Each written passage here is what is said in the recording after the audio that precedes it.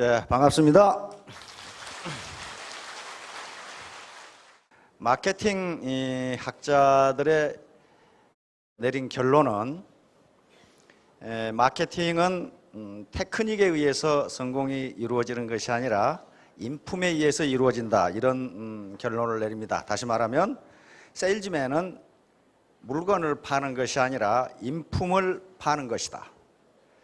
결국 아무리 물건이 좋고 싸더라도 그것을 판매하는 사람의 인품이 저열하다면 그것은 팔리지 않는다, 그런 얘기예요 지금. 그런데 또 마케팅 전문가가, 학자가 얘기한 것처럼 결국 마케팅은 자기 인품을 파는 것이기 때문에 그런 어떤 테크닉을 가지고 물건 팔려고 하면은 처음엔 잘 돼요. 그러나 학자들은 테크닉은 진통제와 같은 것이고 인품은 보약과 같은 것이다. 진통제를 먹으면 즉각 효과가 나지만은 몸을 튼튼하게 근본적으로 만들어주는 것은 보약이다. 그러나 보약은 효과가 서서히 나타난다. 진통제를 계속 먹고 몸을 건강하게 할 수는 없어요. 결국 그렇듯이 세일즈라는 것도, 마케팅이라는 것도 인품을 파는 겁니다. 자, 수주대토. 수주대토는 구루터기를 지키면서 토끼를 기다린다, 그 말이거든요. 요건 중국의 이 춘추 전국시대에 한비자라고 하는 법가사상을 집대성한 학자가 있습니다. 한비자라고 하는 책에 나오는 건데 오두라는 편이 있어요. 이 두자가 무지무지 어려운데 이거 좀 두자면 옷장에 넣어놓으면 저 모직물 같은 거 좀 먹죠? 그 좀이에요, 좀. 이 수주대토를 이야기하면서 먼저 한비자는 요 오두를 이야기합니다. 오두는 5마리 좀벌레라는 거예요. 이 나라를 갉아먹는 5마리의 좀벌레가 있는데 나라를 망해먹는 5마리의 좀벌레, 뭐예요? 입으로만 변설을 꾸며대는 학자, 아무것도 안 하면서 입만 가지고 떠드는 놈. 그 다음에 나라 밖의 힘을 빌려 사사로운 이익을 챙기고 나라의 이익을 돌보지 않은 변설 같은, 입만 살아가지고 외세를 끌어들여서 지 이익을 챙기려고 하는 놈들.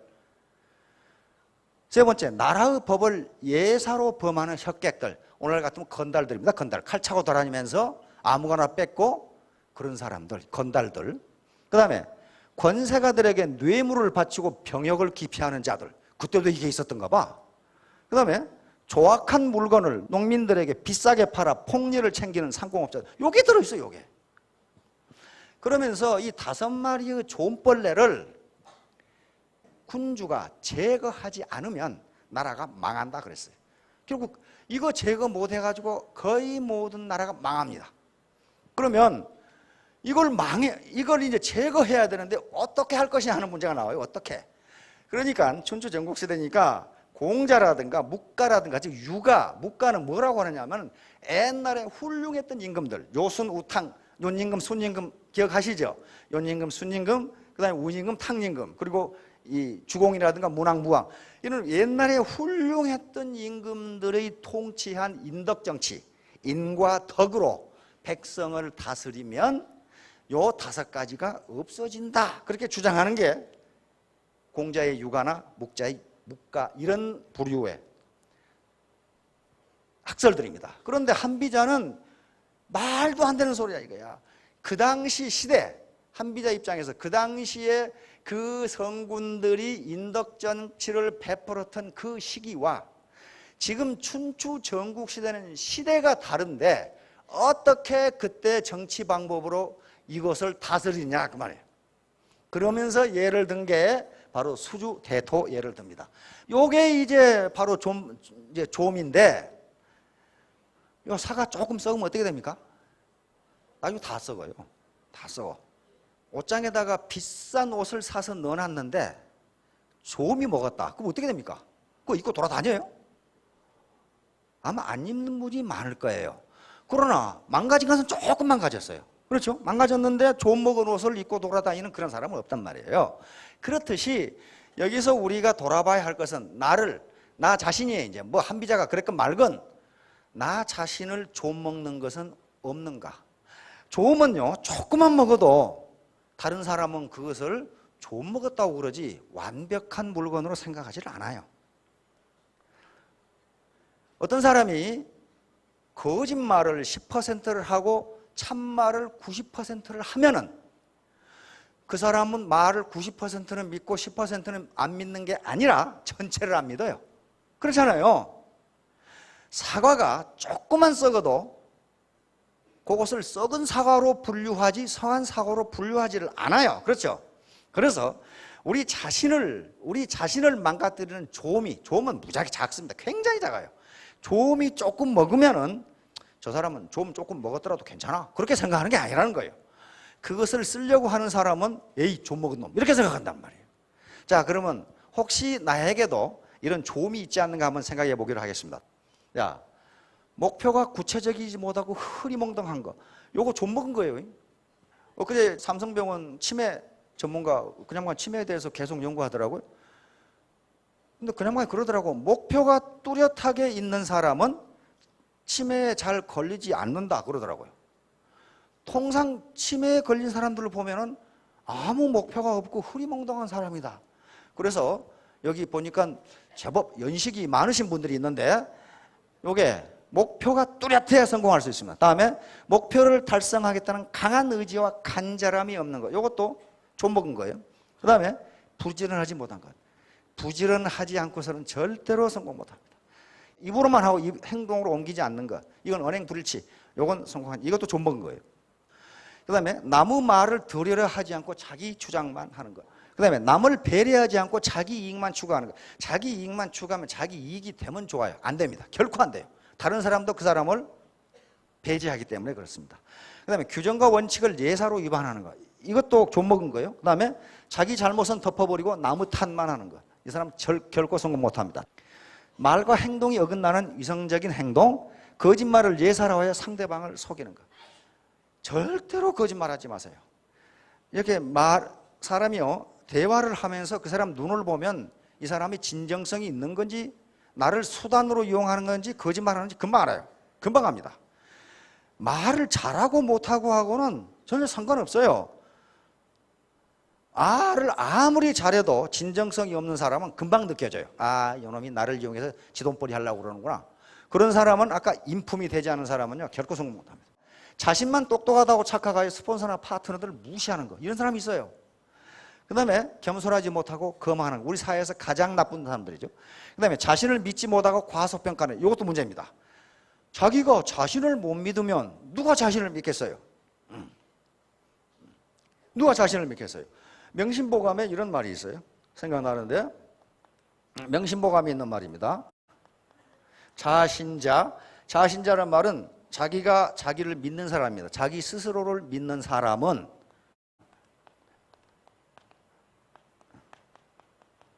이렇게 돼 있어. 명심보감에 다른 사람도 너를 믿어준다. 그러면 인역신지. 자기가 자기를 믿는 사람은 나는 자신 있다. 나는 할 수 있다. 나는 해낼 수 있다. 이렇게 자기가 자기를 믿는 사람은 인역선지. 다른 사람도 또한 너를 믿어준다. 자신감이 없는 사람은 저도 저 상사로서 이 사람을 많이 써봤는데 자신감이 없는 사람을 쓰면요 일 제대로 못해요. 제대로 못해내요. 그러니까 자신감이라는 거 이게 굉장히 중요합니다. 그냥 자신을 믿지 못하는. 그 다음에 노력은 안 하고 묘수나 비법만 찾는 거. 이 말 질문 많이 받습니다. 그 열심히 하시고 이걸 이렇게 합시오. 그러면 아니 그거 말고 무슨 비법 있잖아요. 그런 사람 있어요. 그거 말고. 그거 비법 없어요. 알 만큼 안다고 생각하여 배우려 하지 않는 거. 이거 무지죠. 그 다음에 자기 개발, 도전보다 행운만 기대. 이런 사람들이 있어요. 재수는요. 운은 돌아다니는데 누구에게 가느냐면 강자에게 가요. 강자. 그러면 누가 강한가요? 누가 강한가? 누가 강한가? 노제 도덕경에 보면 누가 강한가가 기록되어 있어요.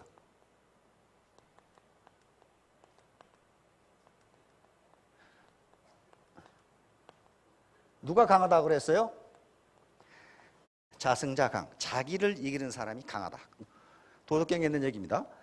자, 자승자 강이니까 이 운은 강자에게 가는데 강자는 누구냐? 자신을 이기는 사람. 자신.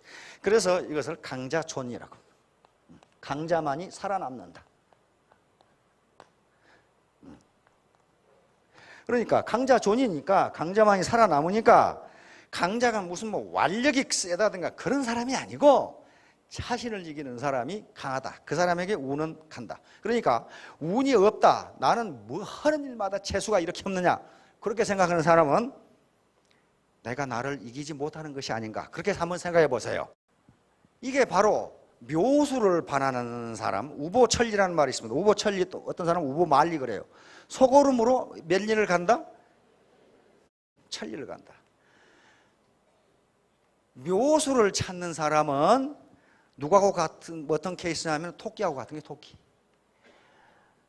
바로 정수를 찾는 사람은 거북이하고 같은 거란 말이에요. 토끼와 거북의 경주에서 토끼는 낮잠을 자다가 거북에게 쳤어요. 소는요 이렇게 느리게 한 걸음 한 걸음 가지만은 결국 천리를 가요. 많은 학자들이, 성공학자들이 그럽니다. 빠른 화살은 고작 200m를 날아가지만 느린 소는 천리를 간다 그래요. 천리를 간다. 200m 날아가고 마실 거예요. 천리를 가야 되겠죠. 히말라야 같은 높은 산봉우리도 한 걸음 한 걸음 거쳐서 가는 거지 그냥 가는 게 아니에요. 우사인 볼트 100m 달리기 하죠. 테이프를 끊는 것은 한 발자국인데 그 한 발자국을 처음부터 갈 수 없어요. 여기까지 뛰어와야 돼요. 그렇잖아요. 그렇듯이 묘수 찾지 마십시오. 자, 수주대토.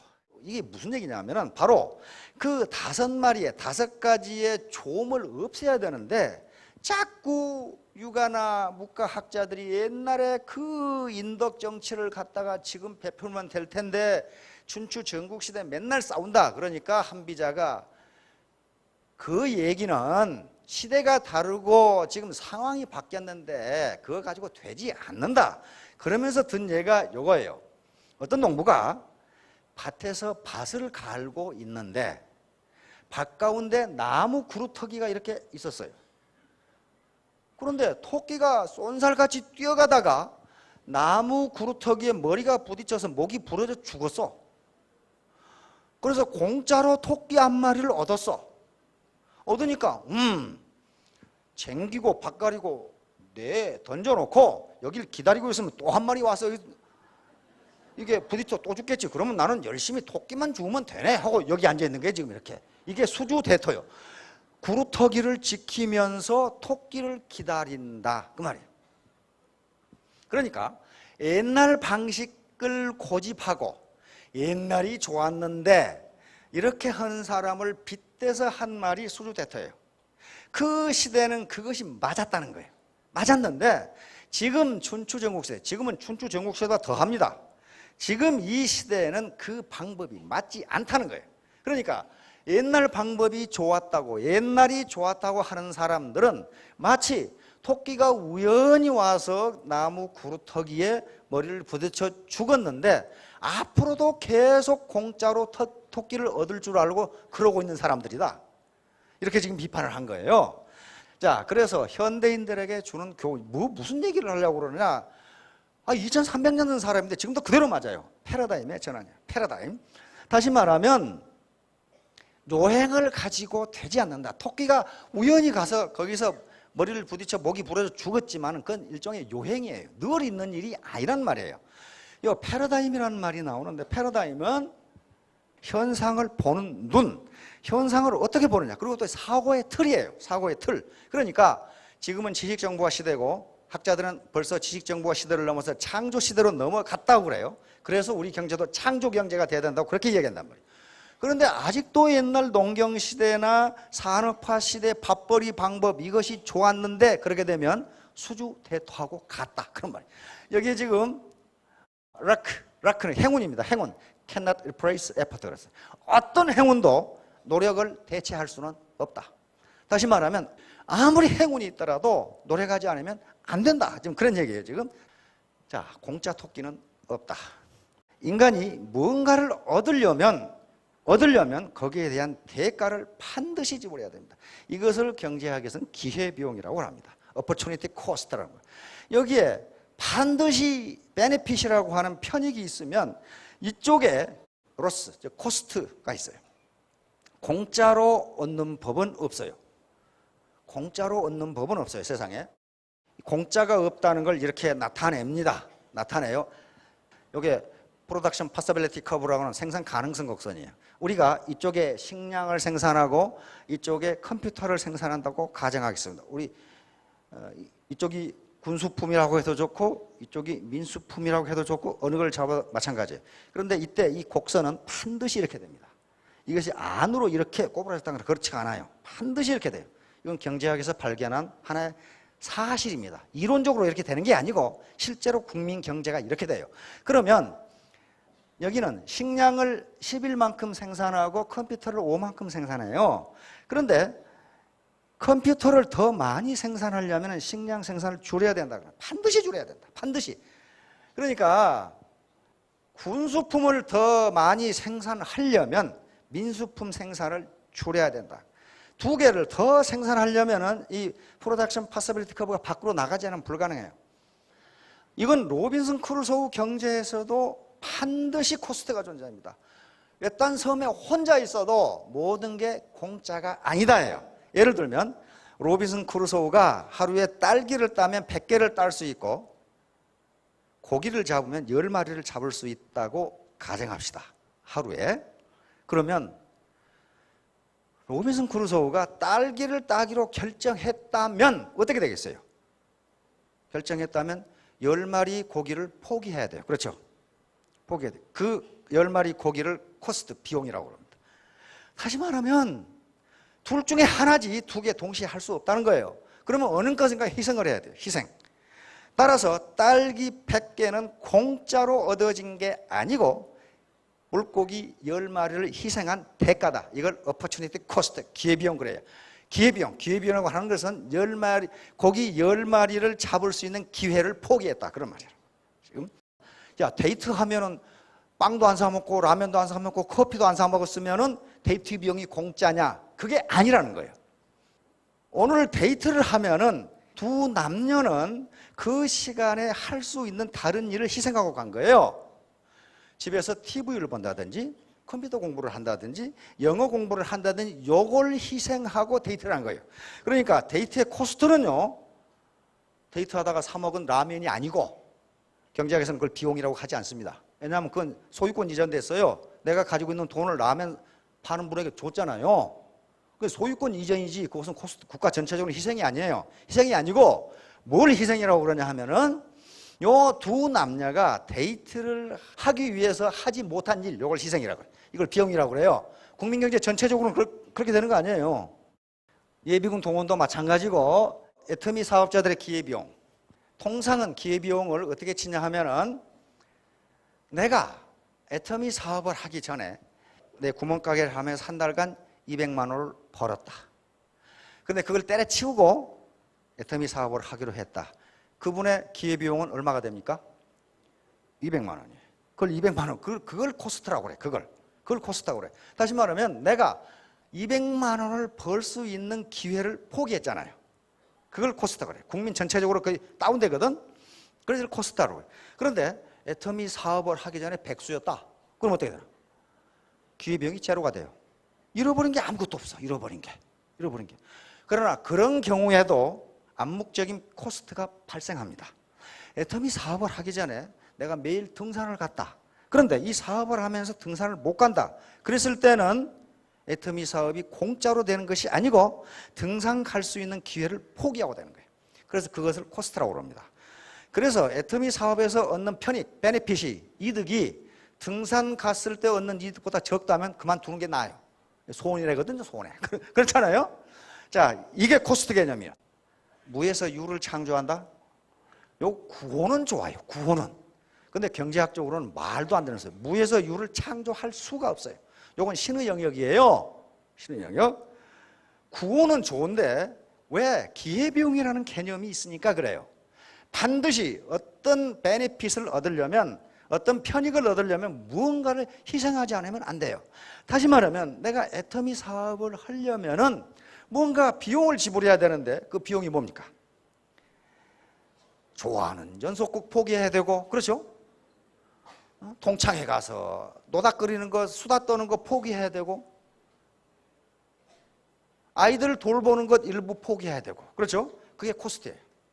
그 코스트를 지불하지 않고 다른 베니핏을 얻을 수 없다예요. 이게 경제학의 기본 이론이에요. 기본 이론. 반드시 베네핏에는 코스트가 따른다. 연속국 보지 말아야 되고, 동창회 나가는 거 줄여야 되고, 개모임 나가는 거 줄여야 되고, 경조사 가는 거 줄여야 되고, 얘 돌보는 시간 줄여야 되고, 이걸 코스트라고 그래요. 이걸 코스트. 자기가 희생하는 거, 이걸 코스트라고 그럽니다. 그것이 없이는 베니핏을 얻을 수 없답니다. 옛날에 연금술, 굴이나 쇠나 나비나 이것 가지고 금 만든다고 그랬는데 못 만듭니다. 못 만들어요. 만들 수가 없어요. 그 코스트가 금을 가지고 금을 만드는 거지 다른 걸 못 만들어요. 오늘 하려고 하는 결론은요, 바로 이 패러다임 문제입니다. 내가 세상을 어떻게 볼 것이냐. 패러다임이에요. 패러다임은 어떤 현상이 아니고 현상을 보는 눈이에요. 눈. 그러니까 패러다임은 마치 병아리가 달걀을 깨고 나오는 것처럼 이 달걀 속에 계속 들어있어 가지고는 성장하지를 못해요. 이걸 깨고 나와야 된단 말이에요. 컵에 물이 절반이 차 있을 때 우리가 늘 하는 얘기입니다. 그 현상, 객관적 현상은 똑같아요. 근데 어떤 사람은 아직도 반이나 남아있네, 어떤 사람은 반밖에 없네. 그게 패러다임이에요. 현상이 바뀐 게 아니에요. 현상이 바뀐 게 아닌데 그걸 어떤 눈으로 보느냐, 이게 패러다임이에요. 그러니까 지금까지 학자들의 연구에 의하면 그걸 점화 효과라고 그러는데, 어떤 현상을 긍정적으로 보면은 그 사람과 대하는 사람이 긍정적으로 된답니다. 그래서 일을 잘해요. 일을 잘해. 그러니까 내 파트너, 특히 스폰서의 입장에 있는 사람들이 파트너를 우습게 본다든가 부정적인 말을 하면은 그 사람이 나가는 걸음걸이가 달라진다 그런 말이죠. 그게 점화 효과예요. 점화 효과. 자, 포옹관유. 이것도 한번 생각해 보세요. 공자의 제자 중에 자공이라는 10대 제자 중에 아주 탁월한 제자가 있습니다. 특히 정치에 능했고, 이제 다시 말하면 돈벌이에 능해서 엄청나게 많은 부를 축적한 사람입니다. 오늘날 공자가 이렇게 유명해진 것은 자공이라는 이 제자 때문에 그랬어요.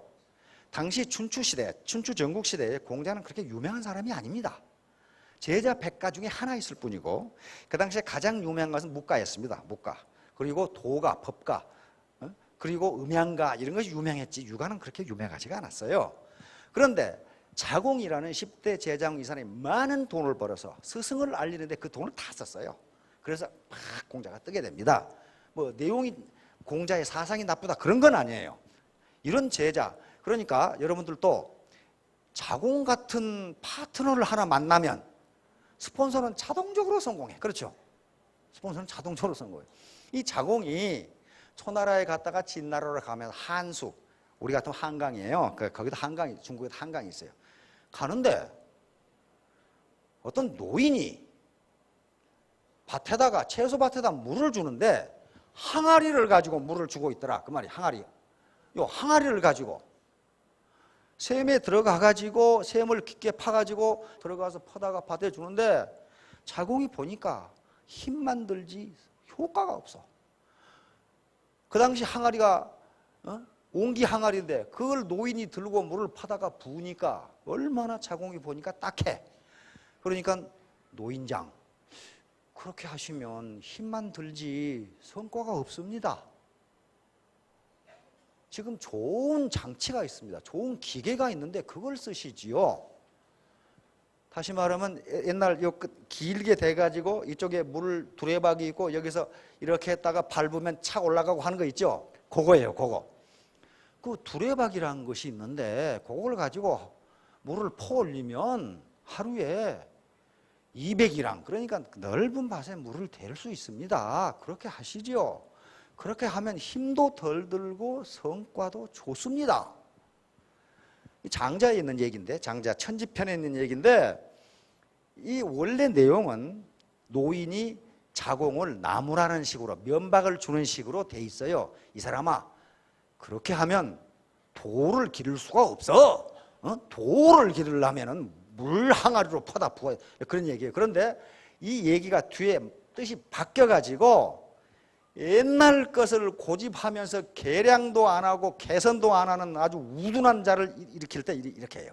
옛날이 좋았어. 옛날 걸 그대로 해야지 뭘 바꿔 하는 사람을 포옹관주라고 합니다. 다시 말하면 항아리를 끌어안고 밭에다 물 주는 놈, 그 말이에요.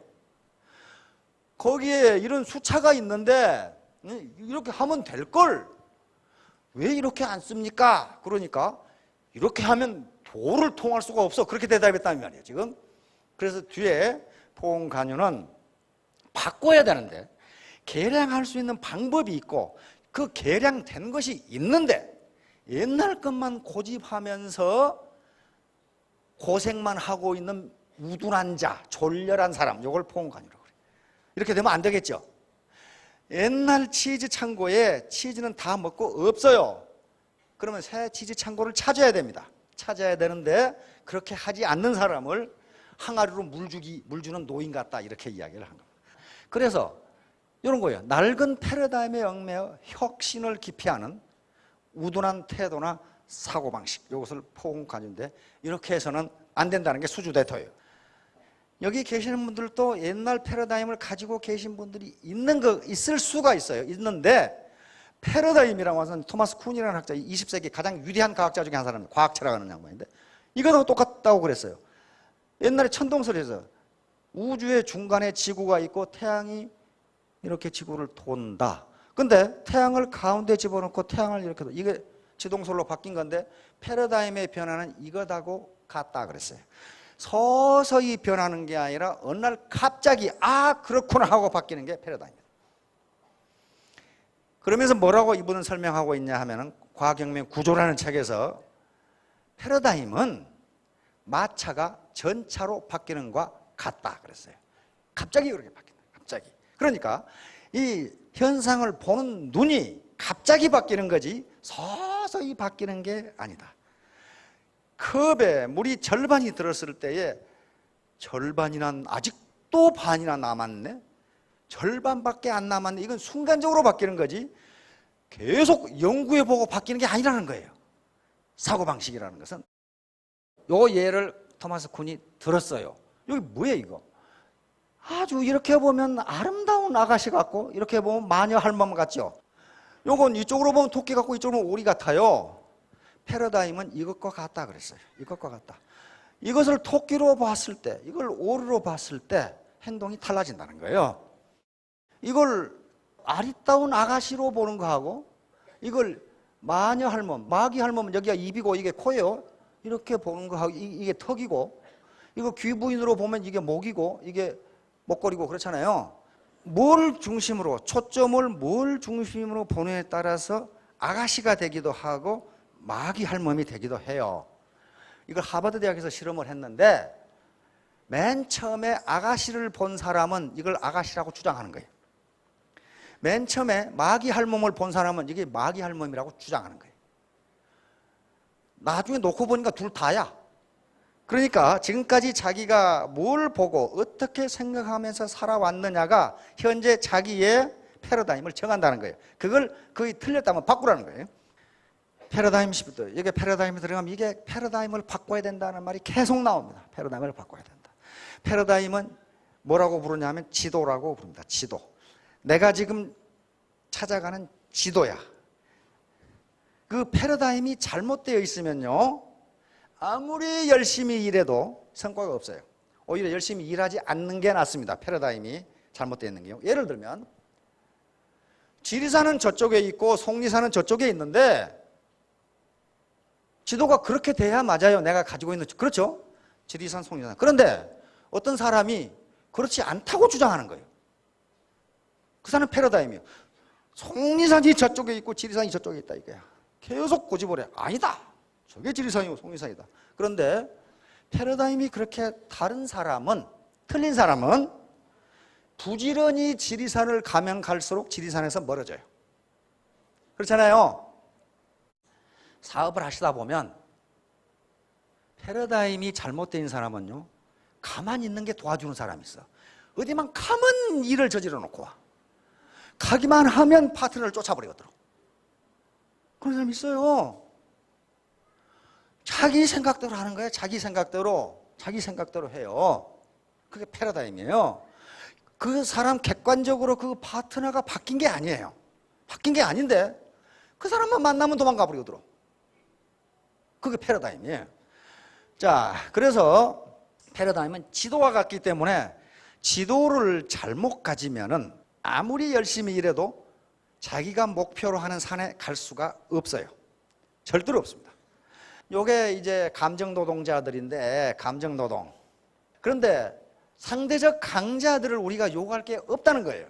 전부 다 갑질을 하니까 우리 사회가 지금 식당이나 이런 서비스업을 하는 사람들한테 가서 하대하고 말을 함부로 하고 하는 게 갑질이에요. 갑질이에요. 그래서 여기에 감정노동이라는 학술 용어가 생겨나게 됩니다. 83년에 미국의 혹스차일드라고 하는 여교수가 만들어낸 말인데 지금은 세계적으로 다 써요. 다시 말하면 자기 감정과는 다른 표정을 지어보여야 돼. 상대방이 욕을 하고 거친 행동을 해도 겉으로는 아이고 그러시니까 이런 식으로 얼굴은 웃는데 속은 부글부글 끓는 노동. 이것이 감정노동이에요. 누가 그렇게 합니까? 우리 사회에서 설문을 해보니까 1등이 항공기 스튜어디스로 나왔어요. 계속 항공기 타는 게 얼마나 힘들어요. 그런데 얼굴은 어떻습니까? 아이고 그러십니까? 뭐 이런 식으로 90도로 저라고 전부 다 그래요. 이게 감정, 자기 감정하고는 아무 상관이 없어요. 그러니까 내 집에 불행이 있거나 내가 부모상을 당했거나 어떤 뭐가 있어도 겉에는 항상 웃으면서 90도로 절하고 자기 감정과 내가 표현하는 감정이 다르니까 뭐가 나타나요? 감정의 부조화가 나타나요. 그러면서 스트레스가 쌓이면서 1년 이상 하면은 정신병에 걸린 사람이 많답니다.